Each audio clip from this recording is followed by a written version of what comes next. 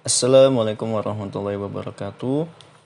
Perkenalkan, nama saya Muhammad David Yanwadwi Saputra dari Fakultas Geografi, Prodi Geografi, dengan NIM E 1001024 0092. Di sini saya akan menjelaskan tentang kondisi geologi wilayah Tegal.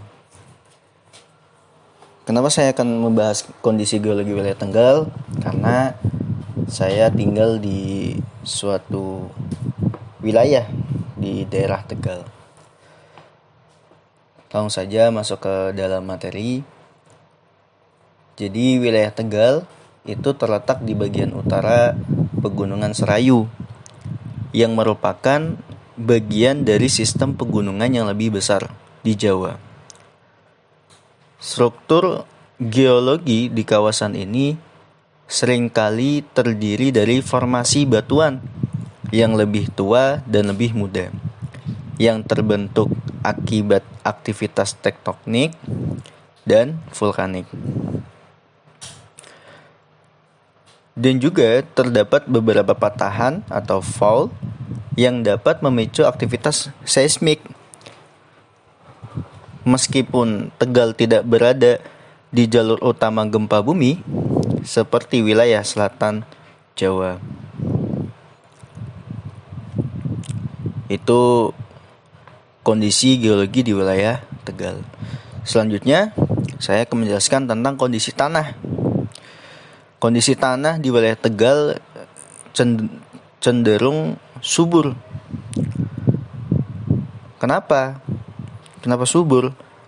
Karena atau berkat pengaruh material vulkanik dari aktivitas gunung berapi di sekitarnya.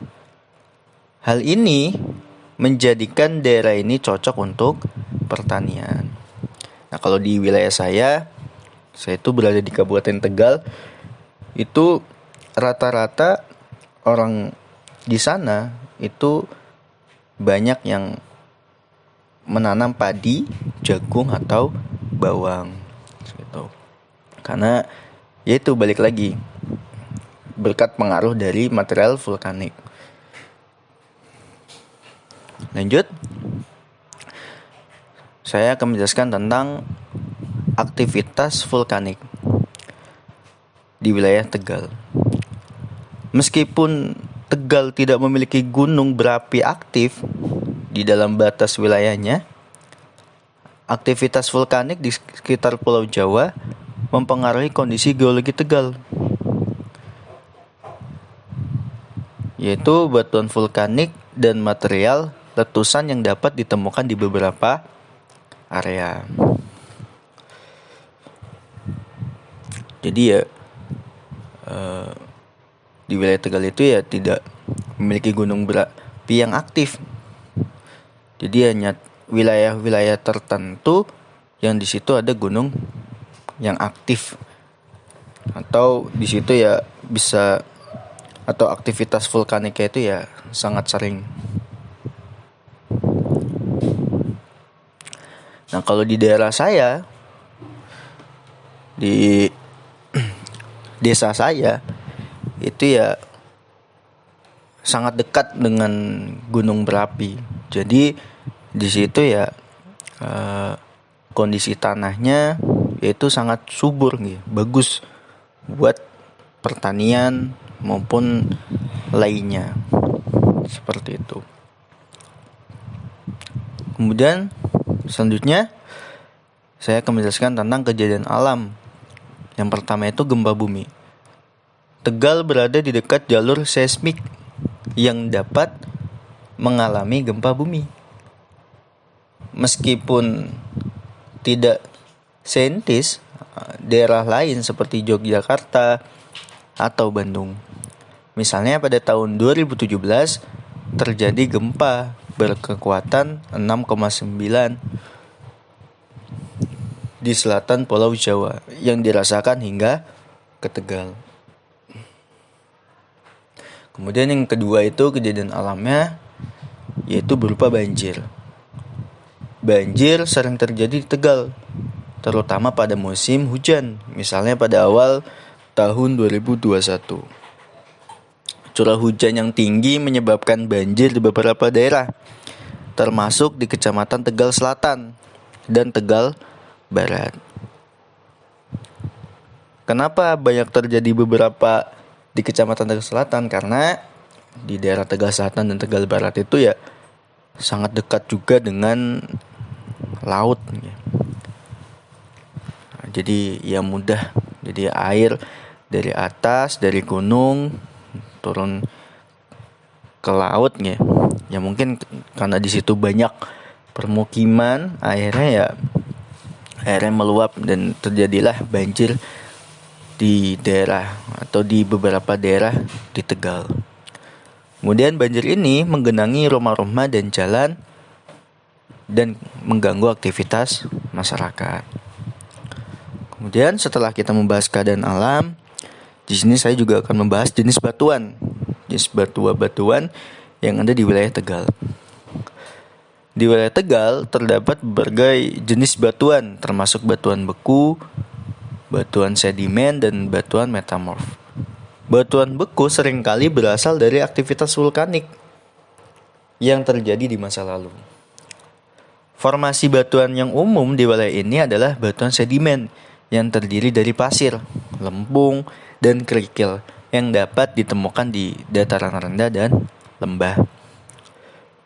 Kemudian setelah itu saya akan menjelaskan tentang sumber daya alam. Sumber daya alam di wilayah Tegal juga memiliki potensi sumber daya alam seperti batuan gamping, pasir dan tanah liat dan lain-lain yang dapat dimanfaatkan untuk berbagai keperluan industri. Nah, kalau misalkan di desa saya itu masih banyak terdapat orang-orang yang di situ masih memanfaatkan sumber daya alam. Salah satunya tanah liat itu dibuat untuk dibikin batu bata. Itu di desa saya itu masih sering banget. Lanjut. Saya akan menjelaskan patahan dan lempeng tektonik. Patahan di wilayah Tegal berada di dekat beberapa patahan aktif, termasuk patahan Cimandiri dan patahan Lembang, yang dapat mempengaruhi aktivitas seismik di daerah tersebut. Meskipun tidak berada tepat di jalur utama gempa, Tegal masih dapat merasakan dampak dari gempa yang terjadi di sekitar Pulau Jawa. Kemudian lempeng tektonik. Tegal terletak di daerah pertemuan antara lempeng Eurasia dan lempeng Indo-Australia. Kedua lempeng ini dapat menyebabkan stres geologi yang berpotensi memicu gempa bumi. Kemudian selanjutnya resiko geologi. Resiko geologi karena adanya patahan dan aktivitas tektonik, wilayah Tegal berpotensi mengalami gempa bumi, meskipun resiko gempa besar lebih rendah dibandingkan dengan daerah di selatan Jawa. Tanah longsor juga merupakan resiko yang perlu diperhatikan, terutama di daerah perbukitan.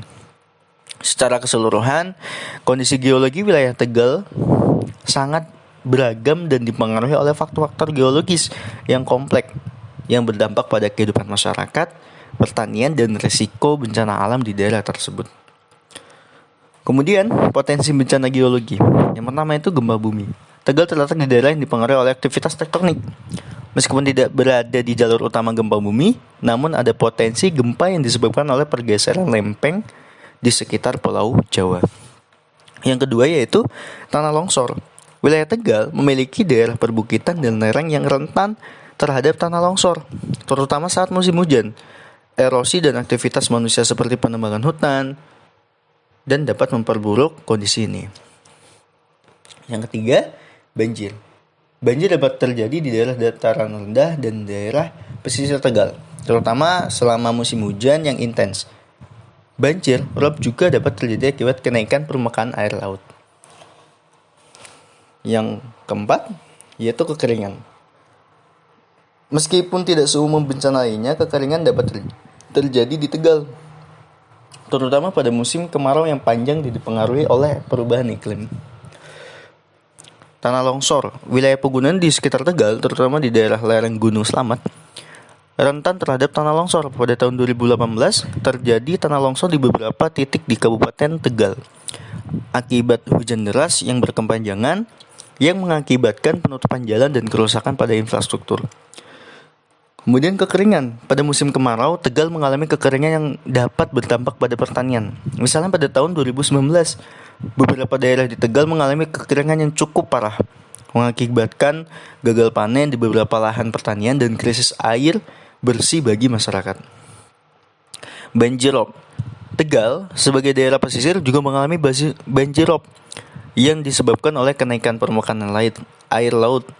Hal ini sering terjadi pada saat pasang tinggi, terutama di daerah pesisir utara Tegal. Misalnya banjirop yang terjadi pada tahun 2020, menggenangi beberapa wilayah pesisir dan mengganggu aktivitas ekonomi masyarakat. Kemudian letusan gunung. Meskipun Tegal tidak memiliki gunung berapi aktif di dalam wilayahnya, letusan Gunung Slamet yang berada di dekatnya dapat berdampak pada Tegal. Letusan pada tahun 2014 misalnya menyebabkan hujan abu di beberapa daerah, termasuk Tegal, yang mempengaruhi kesehatan masyarakat dan aktivitas sehari-hari. Kemudian yang kedua, saya akan menjelaskan tentang topografi dan geomorfologi, yaitu yang pertama pegunungan. Di sebelah selatan Tegal terdapat pegunungan Slamet yang merupakan bagian dari sistem pegunungan yang lebih besar di Jawa Tengah. Gunung Slamet adalah gunung berapi aktif yang dapat mempengaruhi struktur geologi di sekitarnya. Kemudian yang kedua itu dataran rendah dan pesisir. Wilayah utara Tegal merupakan dataran rendah yang berbatasan dengan Laut Jawa. Struktur geologi di daerah pesisir ini dipengaruhi oleh sedimentasi dan proses geomorfologi lainnya. Setelah kita mempelajari semuanya, dapat kita simpulkan yaitu kondisi alam di Tegal sangat beragam dan memiliki pengaruh besar terhadap kehidupan masyarakat.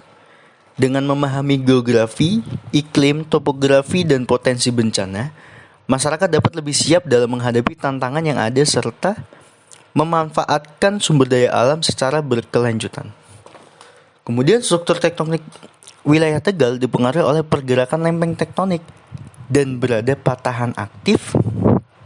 Masyarakat dan pemerintah perlu memahami potensi resiko geologi yang ada, seperti gempa bumi dan tanah longsor, serta menerapkan langkah-langkah mitigasi untuk mengurangi dampak bencana. Seperti itu. Mungkin cukup sekian dari saya tentang menjelaskannya kondisi geologi di wilayah Tegal. Mungkin dalam saya menjelaskan materi ini, bila ada salahnya saya mohon maaf yang sebesar-besarnya, karena juga saya masih belajar untuk memahami tentang kondisi geologi wilayah Tegal, terutama wilayah saya sendiri. Terima kasih semuanya. Wassalamualaikum warahmatullahi wabarakatuh.